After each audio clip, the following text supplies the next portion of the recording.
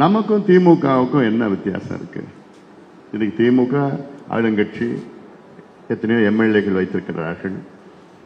ஆனால் திமுகவை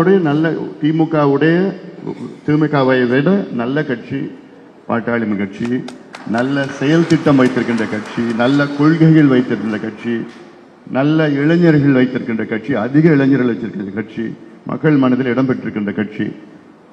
ஆனா என்ன பொறுத்தவரைக்கும் என்ன வித்தியாசம்னா, தேர்தல் நேரத்தில் திமுக காரங்க பூத்துல அவங்க அங்கதான் கரெக்டா எங்க போக்கஸ் பண்ணுமோ அங்க பண்றான். நம்ம தேர்தல் வரைக்கும் நம்ம எல்லாம் போவோம், களத்துல போவோம், போராடுவோம், சத்தம் போடுவோம், எல்லாரும் பண்ணுவோம், வீடு வீடா போவோம், அவ்வளோ உழைப்பு நம்ம பண்ணுவோம். ஆனா கரெக்டா அவன் அங்க மட்டும்தான் போக்கஸ் பண்ணி, அங்க மட்டும்தான் கான்சென்ட்ரேட் பண்ணி ஆளுங்களை யாருன்னு பார்ப்பான். அது பிறகு யாரு ஓட்டு போடலன்னு அவங்கள கூட்டிட்டு வருவான். யார் ஓட்டு இல்ல அவங்கள வச்சு கள்ள ஓட்டு போடுவாங்க. இதுலதான் நமக்கும் அவங்களுக்கும் கேப் ஆயிடுச்சு. இந்த கேப் மட்டும் நம்ம ஃபில் பண்ணிட்டோம்னா நம்ம தான் ஆளுங்கட்சி. ஏன்னா அவ்வளோ நம்ம கிட்ட இருக்கு. நம்ம உழைப்பு 36 வருஷமா நம்ம கட்சி, 36 வருஷம் எல்லாமே நம்ம கிட்ட இருக்கு, எல்லாமே நம்ம கிட்ட இருக்கு.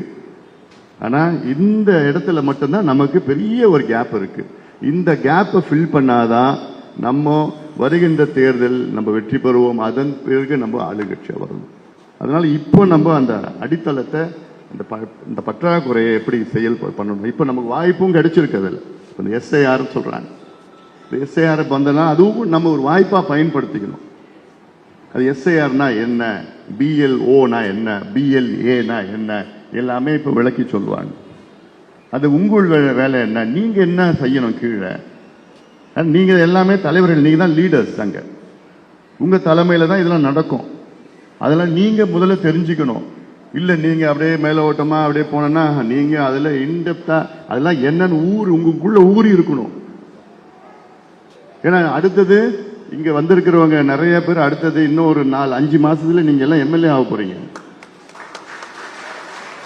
அதுல ஒரு சில பேர் அமைச்சராக ஆக போறாங்க. அதன் பிறகு இன்னொரு 3-4 மாசத்துல ஒரு டிஸ்ட்ரிக்ட் சேர்மனா இருப்பீங்க, யூனியன் சேர்மன், நிறைய இருக்குது அதுல. அதனால அதை நீங்க தெரிஞ்சுக்கணும். ஏன்னா உங்க எலெக்ஷனுக்கு, நீங்க நிக்க போற எலெக்ஷனுக்கு நீங்க தெரிஞ்சுக்கணும்.